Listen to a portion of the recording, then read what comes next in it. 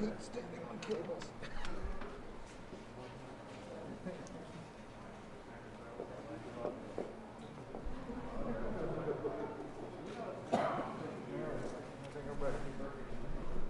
Brian, you ready? I'm ready. You ready? Huh? You ready? I'm ready. You ready? Sure.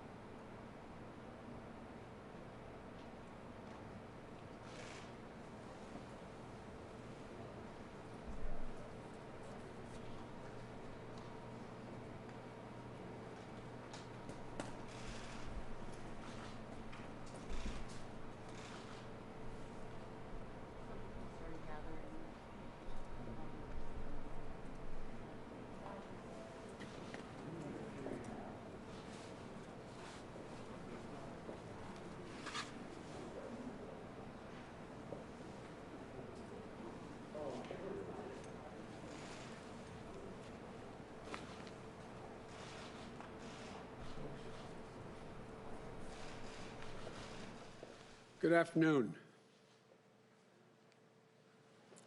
Today, I'm very proud to be announcing our healthcare and COVID team at a critical time as we near the end of one of the toughest years we've faced as a nation. More than 285,000 dead Americans because of COVID-19 and counting. Last week, COVID-19 was the #1 cause of death in America. For Black, Latino, and Native Americans, who are nearly 3 times as likely to die from it, COVID-19 is a mass casualty. For families and friends left behind, it's a gaping hole in your heart that will never be fully healed. As a country, we've been living with this pandemic for so long, we're at risk of becoming numb to its toll on all of us. You know, we're resigned to feel that there's nothing we can do, that we can't trust one another, that we must accept death, pain, and sorrow.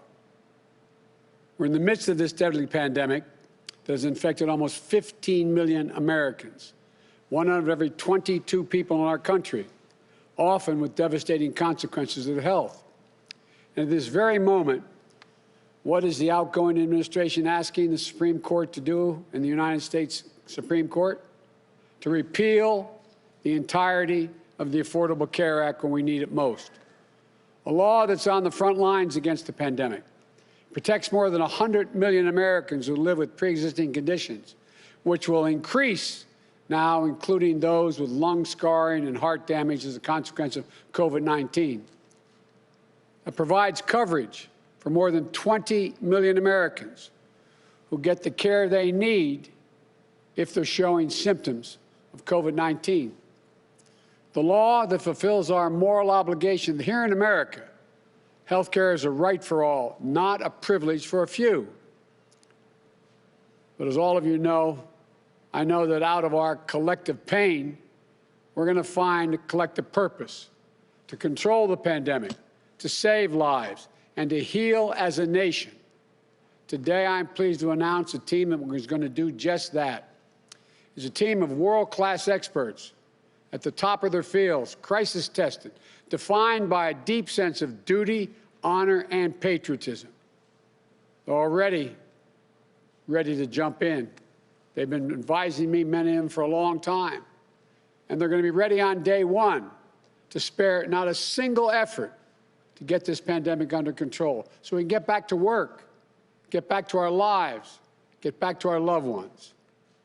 They'll lead the COVID-19 response across the government to accelerate testing, fix our supply chain, and distribute the vaccine. They'll work with my economic team because controlling the pandemic, delivering better health care, and reviving the economy go hand in hand. They'll work with my foreign policy and national security teams because we can't only beat the virus here at home, it must be beaten everywhere or it comes back to haunt us again. Today, I'm announcing that in consultation with Dr. Tony Fauci, we developed the first 3 objectives of the new initiative that I'm asking this team to complete once I'm sworn in our first 100 days in office. My first 100 days won't end the COVID-19 virus. I can't promise that. But we did not get into this mess quickly. We're not going to get out of it quickly. It's going to take some time. But I'm absolutely convinced that in 100 days we can change the course of the disease and change life in America for the better. First, my first 100 days is going to require, I'm going to ask for a masking plan. Everyone for the first 100 days of my administration to wear a mask. It will start with my signing an order on day 1 to require masks where I can under the law, like federal buildings, interstate travel on planes, trains, and buses.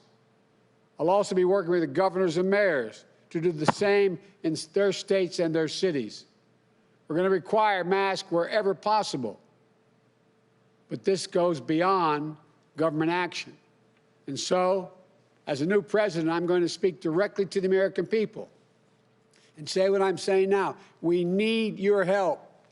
Wear a mask for just 100 days. It's the easiest thing you can do to reduce COVID cases, hospitalizations, and death. Help yourself, your family, and your community. Whatever your politics or point of view, mask up for 100 days once we take office. 100 days to make a difference. It's not a political statement, it's a patriotic act. It won't be the end of our efforts, but it's a necessary and easy beginning, an easy start. Secondly, this team will help get at the last 100 million COVID-19 vaccine, at least 100 million COVID vaccine shots into the arms of the American people in the first 100 days. 100 million shots in the first 100 days. And we'll follow the guidance of science to get the vaccines to those most at risk. That includes healthcare professionals, people in long-term care, and as soon as possible, it will include educators. This will be the most efficient mass vaccination plan in U.S. history. I credit everyone who's has gotten us up to this point. But developing a vaccine is only one Herculean task. Distributing it is another Herculean task. You know, and vaccines in a vial only work if they're injected into an arm of people, especially those most at risk. This will be one of the hardest and most costly operational challenges in our nation's history. We're going to need Congress to fully fund vaccine distribution to all corners of the country, to everyone. I'm encouraged by the bipartisan efforts in Congress around a $900 billion economic relief package, which I've said is critical. But this package is only a start for more action early next year. We must also focus significant resources on direct public health response to COVID-19. Our preliminary view of Trump administration's vaccine distribution plans confirms media reports. Without urgent action by this Congress this month to put sufficient resources into vaccine distribution and manufacturing, which the bipartisan group is working on, there's a real chance that after an early round of vaccinations, the effort will slow and stall. Let me repeat, we need Congress to finish the bipartisan work underway now, or millions of Americans may wait months longer to get the vaccine. Months longer than they otherwise would have to wait to get the vaccine, the vaccination. Look, and then we're going to need additional action next year to fund the rest of the distribution efforts.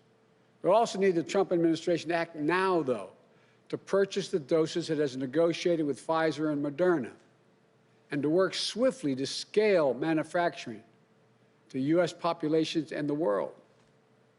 This can be fixed. If it is fixed, my team will be able to get at least 100 million vaccinations done in my first 100 days. The third thing I'm going to ask in the 100 days, it should be a national priority to get our kids back into school and keep them in school.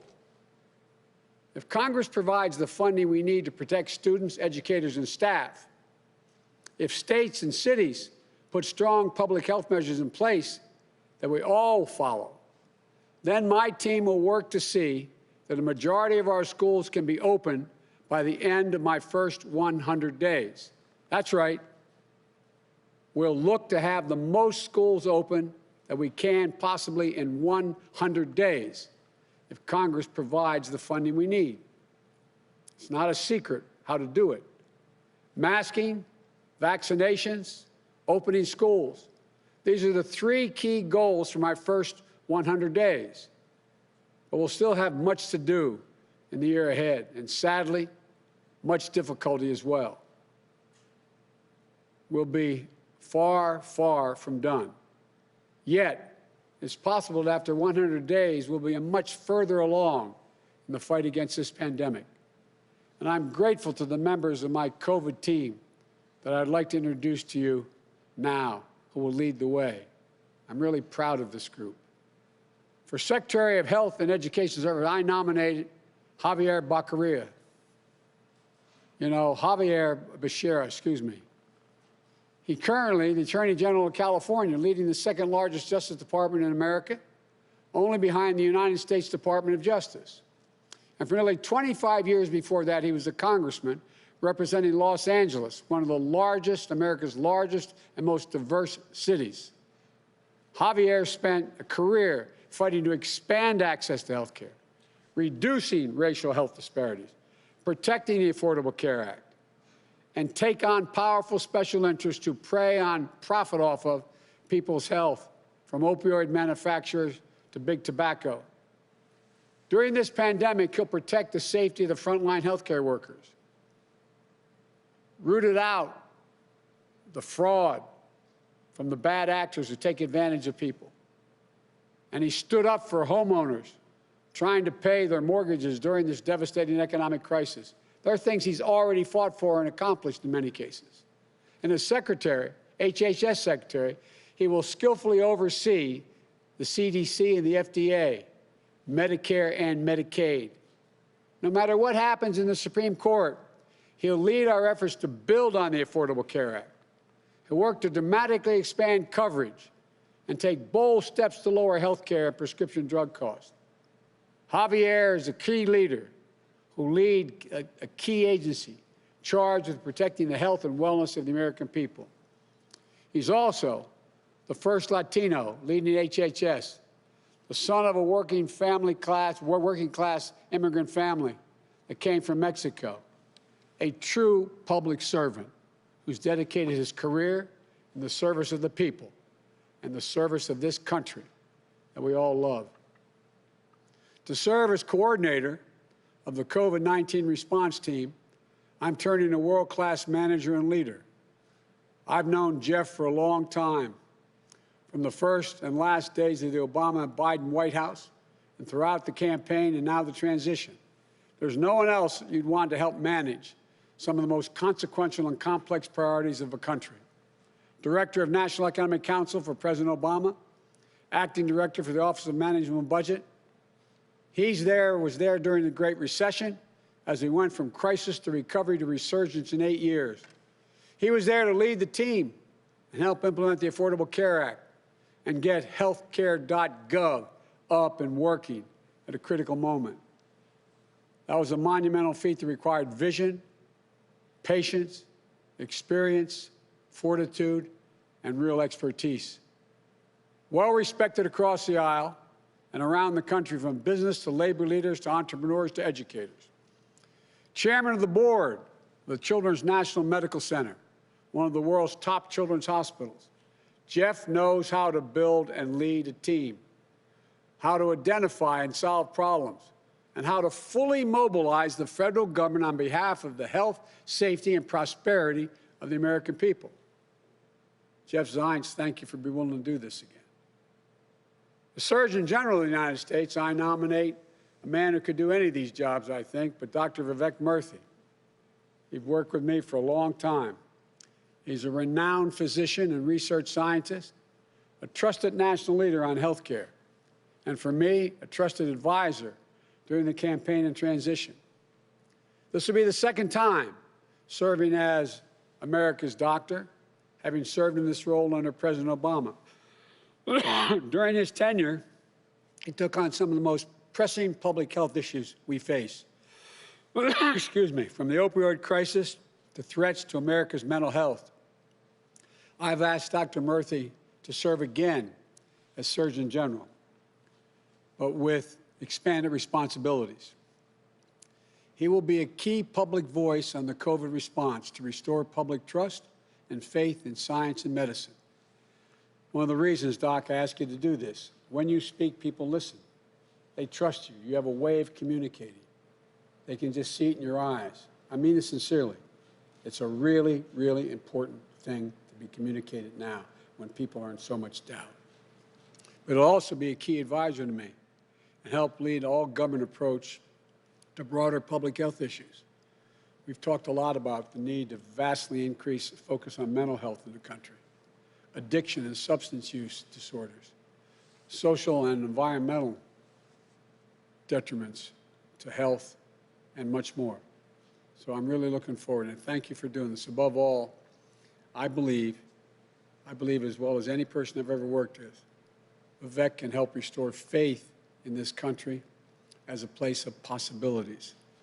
The son of Indian immigrants who raised their children to always believe in the promise of America. Dr. Murthy will be one of my most trusted public health and medical advisors, and I'm grateful, and I mean it sincerely, Vivek. I'm grateful for your willingness to continue to stay in public service. And for Director of the Center for Disease Control, the CDC, and Prevention, I might add, I appoint Rochelle Walensky. She's a chief of infectious disease at one of the country's most preeminent hospitals, Massachusetts General in Boston, a distinguished professor at Harvard Medical School, and a world-class physician, one of the nation's foremost experts on testing, treatment, and eradication of viruses. She has served on the front lines on the COVID crisis. She's conducted groundbreaking research on vaccine delivery, including how to reach underserved communities that are too often hit first, hardest, and treated last. Dr. Walensky's work was instrumental in helping the world mitigate the public health crisis of HIV/AIDS. It inspired her as a young doctor to pursue her pioneering research in virus containment. Now, she'll bring her expertise to bear against COVID-19. She's uniquely qualified to restore morale and public trust. She'll marshal our finest scientists and public health experts at CDC to turn the tide on this urgent crisis we're facing today. Because of the pandemic's disproportionate impact on communities of color, I concluded that we needed a COVID-19 equity task force. To chair it, I appoint Dr. Marcela Nunez-Smith, one of the country's foremost experts on healthcare disparities, Associate Professor of Medicine and Public Health and Management at Yale School of Medicine, founding director of Yale's Equity Research and Innovation Center, and co-chair of my COVID-19 Transition Advisory Board. Dr. Nunez-Smith will lead our efforts to provide care to the communities most in need and most affected by the pandemic and often overlooked.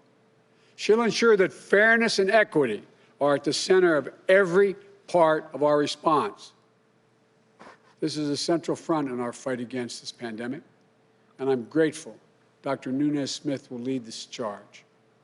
And finally, as both head of my National Institute of Allergy and Infectious Disease and my chief medical advisor on COVID-19, I'm pleased to say that Dr. Tony Fauci will be a member of my COVID team.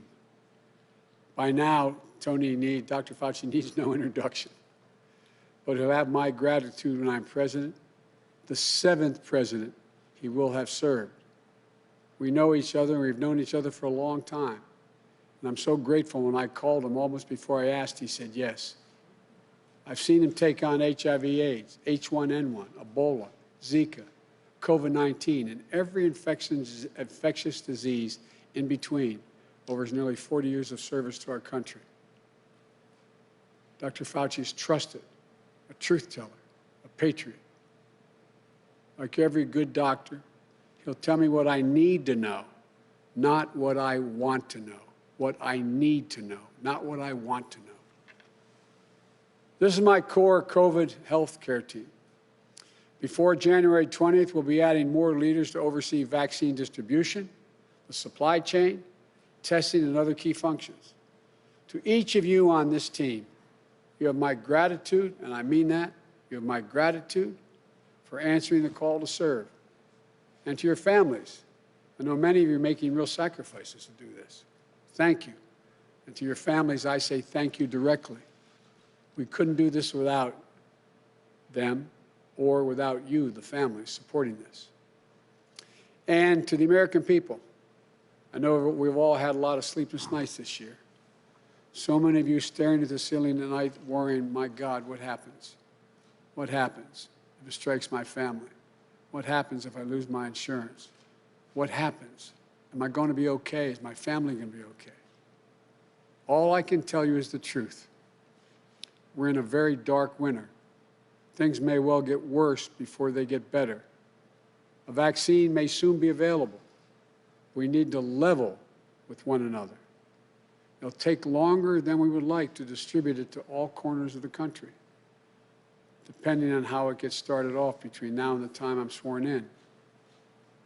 We'll need to persuade enough Americans to take the vaccine. Many of them have become very cynical about its usefulness. It's daunting, but I promise you that we'll make progress starting on day one. But we didn't get into this mess quickly. It's going to take time to fix, but we can do this. That's the truth. And telling you the truth is what this team, Vice President-elect Harris and I will always do. Give it to you straight from the shoulder, as Roosevelt used to say. This is the toughest challenge America's ever faced, one of the toughest. But we know that we can overcome and heal together as one nation. To all of you on the front lines, the healthcare professionals, first responders, grocery store workers, delivery truck drivers, educators, parents, our children, I say thank you. But we can do this. We can do this. I want to thank you for everything you've done to get us through this crisis so far. We're never going to give up on you, I promise you. And we'll never give up on our country. We can do this. There's nothing we've ever failed to do when we decided to do together. That's America. To all those who have lost in this pandemic, all those who are sick and suffering, our hearts go out to you. Many of us know what it's like. May God bless you all, and may God protect our troops. Thank you for listening. Now I'd like to turn it over to the team, starting with our next Secretary of Health and Human Service, Javier Becerra. Javier, thank you for being willing to take on the responsibility.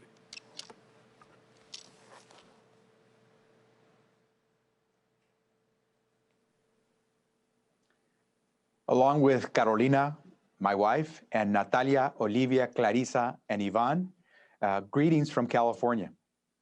Mr. President-elect, Madam Vice President-elect, I am honored and excited to join your team. The mission of the Department of Health and Human Services has never been as vital or as urgent as it is today. The COVID pandemic and its economic fallout have thrust families into crisis. Too many Americans are sick or have lost loved ones. Too many have lost their jobs, and with that, their health care and hope. You have made it clear, Mr. President-elect, that to build back a prosperous America, we need a healthy America. That then will be job one for your team at HHS. 55 years ago, during another time of hardship, former Health Secretary and fellow Californian John Gardner said, "What we have before us are some breathtaking opportunities disguised as insoluble problems."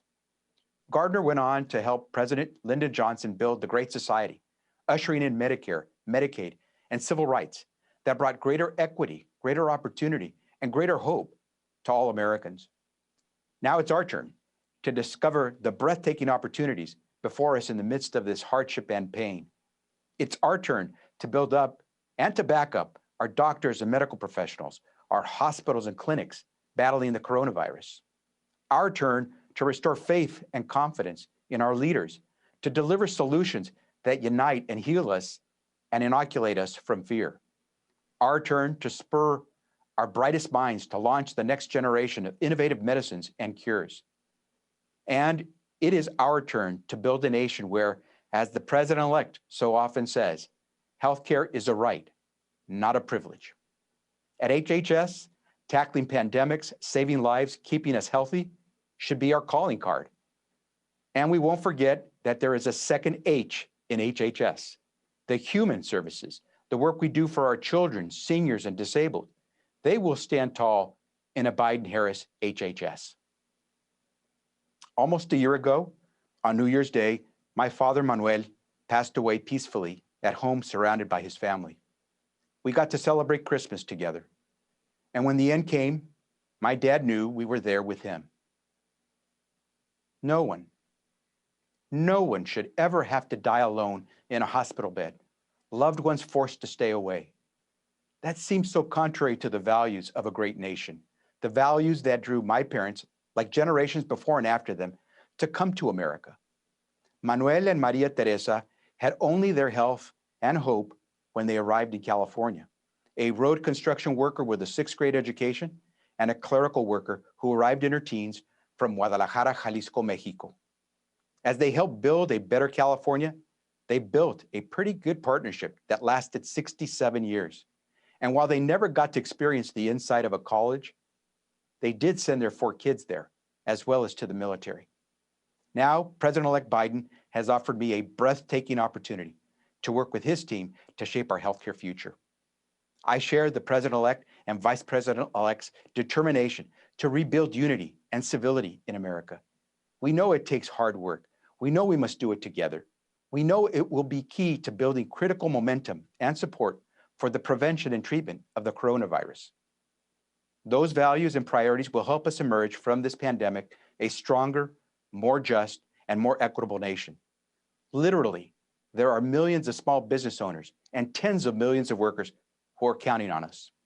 I am proud to have this chance to implement the President-elect's vision for a better America through the challenging assignments that are in store for the Department of Health and Human Services. Mr. President-elect, Madam Vice President-elect, thank you for this opportunity to serve.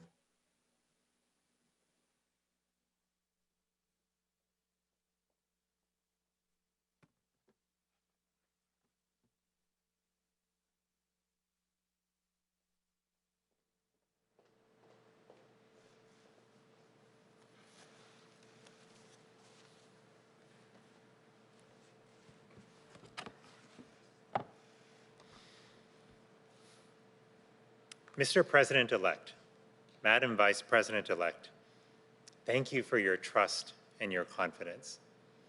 I bring greetings and thanks also from my grandmother, Sarojini, my mother and father, Maitreyi and Javier Murthy, from my sister Rashmi and brother-in-law Amit, and from my dear wife Alice. and my dear children, Tejas and Shanti, we thank you for this opportunity to serve. When I left my role as Surgeon General, I never dreamed I would have the opportunity to serve again. And in this moment of crisis, when so many Americans have fallen sick and lost loved ones, when people have lost their jobs and are struggling for childcare, I feel grateful to be able to do everything I can to end this pandemic. While this is a daunting task, we absolutely have as a country what we need to overcome this virus. We have world-class scientists. We have courageous medical professionals who are risking their lives to care for the ill. We have companies that are on the cusp of delivering vaccines. And most of all, we are blessed with generous and compassionate people all across America who are stepping up to help those who are struggling. If we work together, we will overcome this pandemic and return to our lives. But COVID-19 is not the only health crisis we face. If anything, it has underscored a host of other epidemics that are devastating families and shortening lifespans. Crises like addiction, including the opioid crisis, our aspiring mental health concerns, our glaring racial health disparities, and the high rates of chronic illness that we face, like diabetes and heart disease. These challenges are both caused by, but also exacerbated by, broader societal issues, from the economic strains so many people are facing, to the disconnection and loneliness that many of us feel. In my new expanded role, I will work to bring a health focus to our policies across government so that our schools, our workplaces, and our communities can be forces for strengthening our health and well-being.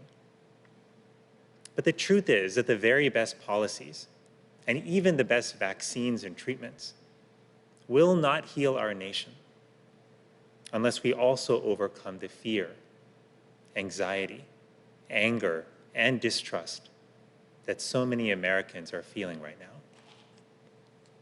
So more than anything, I will come to this role as a doctor, one who learned the most important lessons about medicine not in medical school, but from the clinic that my parents opened when they first came to America as immigrants decades ago. As a child, I saw how they took their time, not just to diagnose illnesses, but to ask their patients' families about their lives, to pore over pictures of children and grandchildren that were pulled from wallets.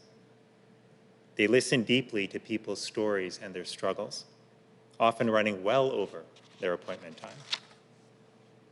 And they taught me that the best doctor is not an authority figure who writes prescriptions, but rather a partner in healing.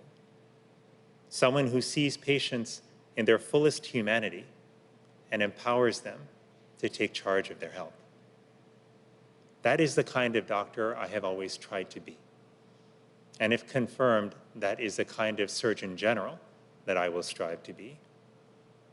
I will dedicate myself to caring for every American, driven always by science and facts, by head and by heart, and endlessly grateful to serve one of the few countries in the world where the grandson of a poor farmer in India could be asked by the president-elect to look out for the health of an entire nation.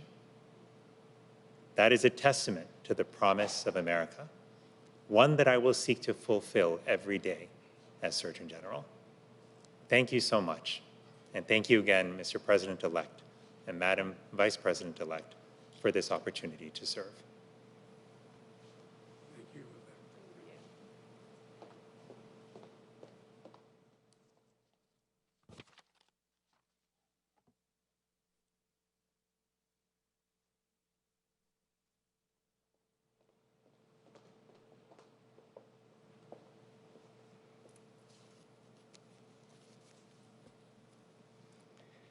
Mr. President-elect, Madam Vice President-elect, I am honored by the trust you have placed in me to serve the American people during this critical time. I want to thank my amazing husband and our 3 wonderful sons for answering this call along with me. As all doctors and public servants know, these jobs ask a great deal not only of us, but of our families. The pandemic that brought me here today is one that struck America and the world more than 30 years ago, because my medical training happened to coincide with some of the most harrowing years of the HIV/AIDS crisis. As a medical student, I saw firsthand how the virus ravaged bodies and communities. Inside the hospital, I witnessed people lose strength and hope. While outside the hospital, I witnessed those same patients, mostly gay men and members of vulnerable communities, be stigmatized and marginalized by their nation and many of its leaders. A scientific breakthrough came in 1995 when the FDA approved the first AIDS cocktail, and we saw the first glimmers of hope. I've dedicated my career ever since to researching and treating infectious diseases and to ending the HIV/AIDS crisis for good. Now, a new virus is ravaging us. It's striking hardest once again at the most vulnerable, the marginalized, the underserved. Nearly 15 million Americans have been infected. Over 280 million loved ones are gone. The pain is accelerating. Our defenses have worn down. We are losing life and hope at an alarming rate. I never anticipated I would take on a role helping lead our national response, and government service was never part of my plan. But every doctor knows that when a patient is coding, your plans don't matter. You answer the code. And when the nation is coding, if you are called to serve, you serve. You run to take care of people, to stop the bleeding, to stabilize, to give them hope and a fighting chance to come back stronger. That's what doctors do. I'm honored to work with an administration that understands that leading with science is the only way to deliver breakthroughs, to deliver hope, and to bring our nation back to full strength. To the American people and to each and every one of you at the CDC, I promise to work with you to harness the power of American science, to fight this virus and prevent unnecessary illness and deaths so that we can all get back to our lives. Mr. President-elect, Madam Vice President-elect, I thank you for this opportunity.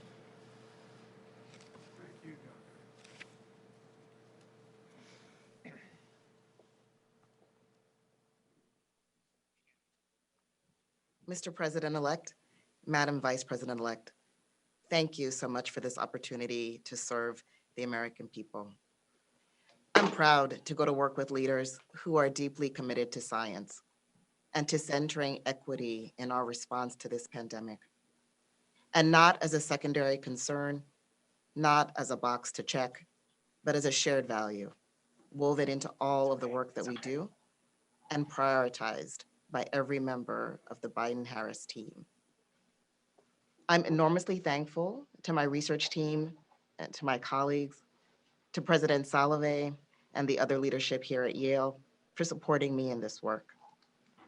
And I'm grateful to all of the researchers and advocates who've blazed the trail, whose work on health equity and racial justice too often went unbelieved or overlooked across the generations.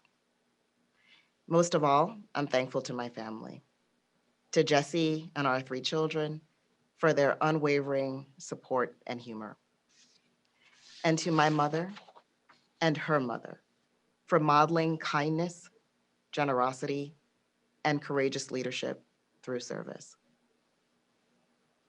I have wanted to be a doctor since I was 6 years old, and I'm a proud general internal medicine physician today.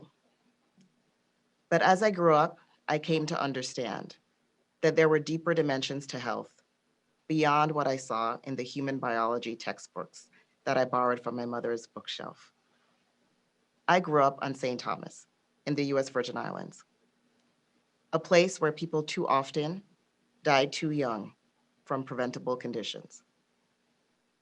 My own father had his first stroke in his 40s and was left paralyzed. I learned there was a term for what we were, an underserved community, marginalized by place and by race. In my medical training, I saw countless patients whose conditions were shaped by factors having nothing to do with science and everything to do with broader social inequity. And now the COVID-19 crisis has laid those inequities bare. It is not a coincidence, and it is not a matter of genetics, that more than 70% of African Americans and more than 60% of Latinx Americans personally know someone who has been hospitalized or died from COVID-19. The same disparities ingrained in our economy, our housing system, our food system, our justice system, and so many other areas of our society have conspired in this moment to create a grief gap that we cannot ignore. It is our societal obligation to ensure equitable access to testing, treatments, and vaccines, equitable support for those who are hurting, and equitable pathways to opportunity as we emerge from this crisis and rebuild, including for those most marginalized communities, the undocumented, the incarcerated, the homeless. I'm grateful for this chance to continue this work, to earn trust and to find success through genuine partnerships with the people and communities who've been hit the hardest during and before the crisis. On this team, you will be heard, you will be counted, and you will be valued. Thank you.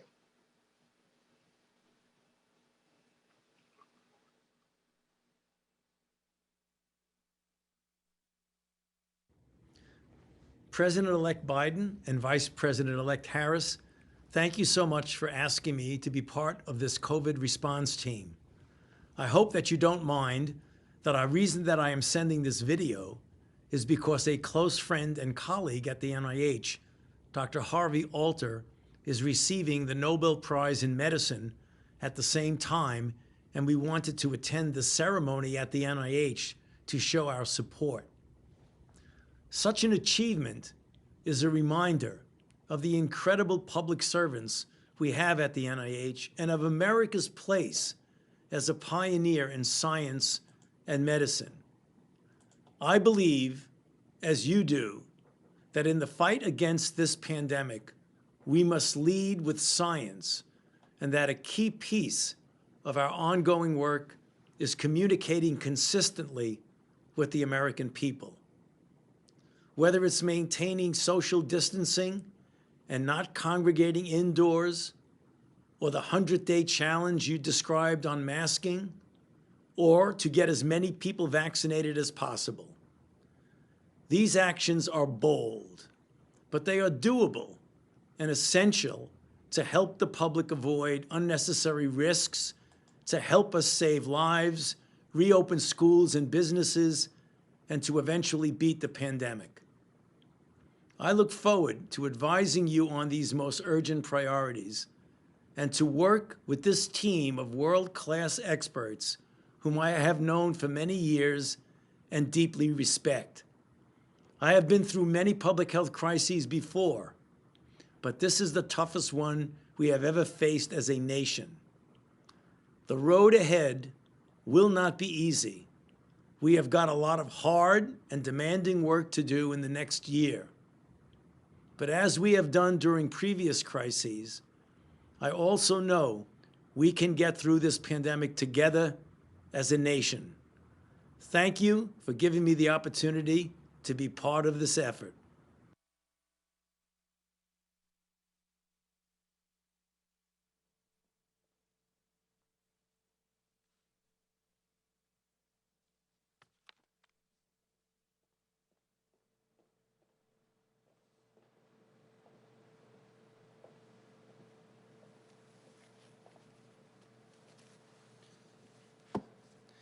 President-elect Biden and Vice President-elect Harris, I'm honored by your trust in me and humbled by the task at hand. And I am hopeful because of your leadership. As it is for both of you, everything starts with family for me. And I am forever grateful for the love and support of my wife, our children, and our parents. Mr. President-elect, we've known each other for a long time, and our relationship has been forged under immense pressure.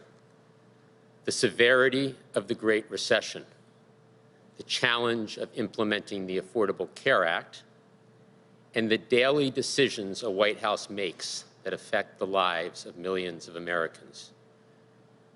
You and President Obama knew how to build a team with the right diversity of backgrounds and views, a team to make progress on difficult situations and capture enormous opportunities. That's what I've tried to do throughout my career. I'm not a doctor or a public health expert. In fact, we've got the best ones in the world on this team.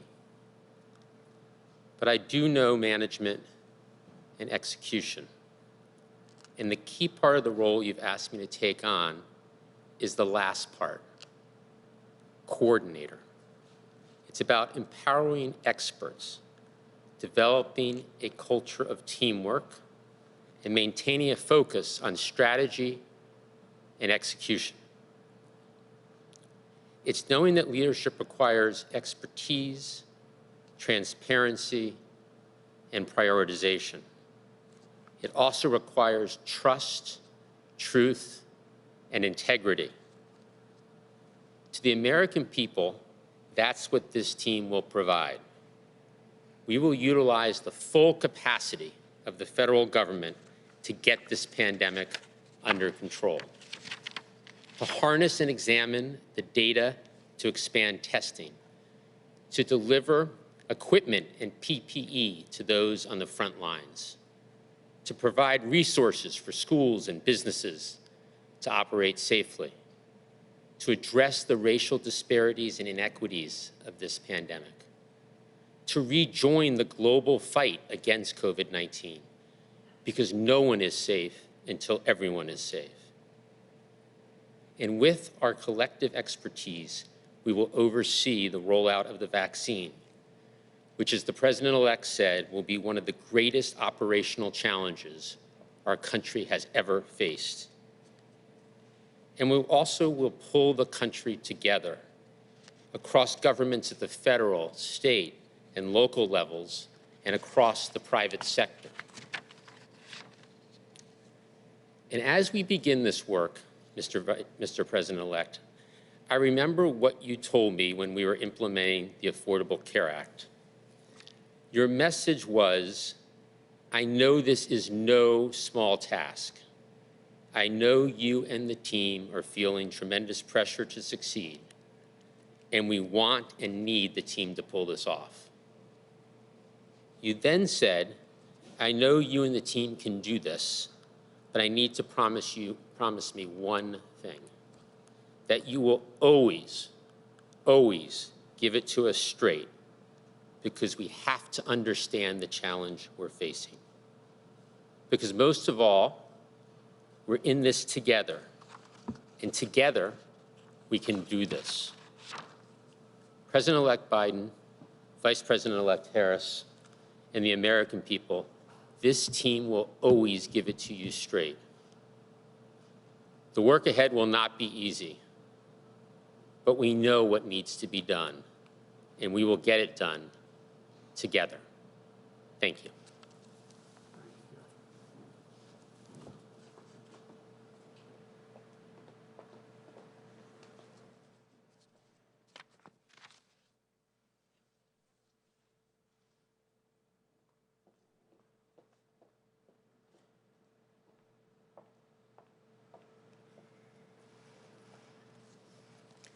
Well, congratulations, Mr. President-elect, on nominating and appointing a most outstanding team to get this pandemic under control. And thank you to these accomplished physicians and experts and public servants for answering the call to serve the American people in this critical hour of need. Over Thanksgiving, the President-elect and I called healthcare workers who are on the front lines of this pandemic, just to thank them. We wanted to express our gratitude and our nation's gratitude for everything they have been doing, for every sacrifice they have made. That day, I spoke with 2 registered nurses, Maureen in Pennsylvania and Talisa in Illinois. They shared stories that we've all heard. We've all heard the stories about grandmothers and grandfathers, loved ones and friends spending their last moments alone. We've all heard about nurses and physicians who are physically and mentally exhausted, trying to keep up with ever-increasing caseloads. Those on the front line who say to each other, it's not a matter of when, right? Or it's a matter not of when, but when they will get the virus. So it is a matter of when and not if they get the virus. This is what they're saying to each other every day. We've all heard about healthcare workers without the supplies and equipment they need to care for patients and save lives. So today, we have a message for Talisa, Maureen, and all Americans. Help is on the way, and it is long overdue. The scale of this pandemic is heartbreaking. As you know and have heard, almost 15 million cases, more than 2,800 deaths in a single day. And then there is the economic devastation, the lost jobs, the small businesses shuttered, not to mention what's happening to our schools, the parents and teachers who are being stretched to their limits, and the toll it's taking on the mental health and well-being of our children who risk each day falling behind. Opening our schools and economy safely and responsibly, getting this virus under control, all of it starts with listening to experts and leaders like these, Americans who reflect the very best of our nation. They are top physicians, public health experts, and public servants. And they are the team that the American people need and deserve to make sure testing and treatment are free for everyone, to make sure vaccines are safe, free, and equitably distributed, to make sure we are better prepared for future pandemics and other health threats, and to make sure quality, affordable health care is available to all. From an early age, I saw the life-saving work that our healthcare professionals provide, especially for the most vulnerable among us. You see, my mother was a breast cancer researcher, and my sister and I spent many hours roaming the hallways of the hospital where she worked. I'm sure your kids have too. And it's why I actually later co-founded an auxiliary group to help patients at the county hospital in Oakland, California, more than 20 years ago. It's why we need to protect and expand the Affordable Care Act. And it's why we have to listen to frontline healthcare workers like Maureen and Talisa. In fact, during our conversation, Talisa said, we wouldn't send our soldiers to battle without the gear they need. And we shouldn't then send our doctors and our nurses to fight this pandemic without the gear they need. And of course, she's right. And President-elect Biden and I, along with this world-class team, will make sure we are doing everything we can to save lives and contain this pandemic once and for all. Getting this virus under control is one of the defining challenges of our time. And we will do what the American people have always done in the face of a great challenge. We will stand together, and we will defeat it. Thank you.